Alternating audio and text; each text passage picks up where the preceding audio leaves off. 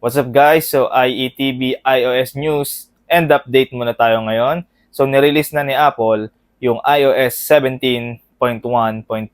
So hindi ko na patatagalin pa. Let's go. Okay, so guys, ayan, nag-release na naman si Apple ng panibagong iOS. At ito nga yung iOS 17.1.2.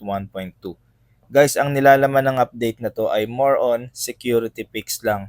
At hindi nila inayos dito yung Wi-Fi issue and keyboard issue. So since hindi nila inayos yung mga yan, so tuturuan ko kayo ng ilang tips para maremedyohan yung Wi-Fi error or issue. So ayan guys, no, so punta lang tayo sa settings and then reset natin yung network settings. Ayan, so para maayos yung ating network issue or yung sa Wi-Fi.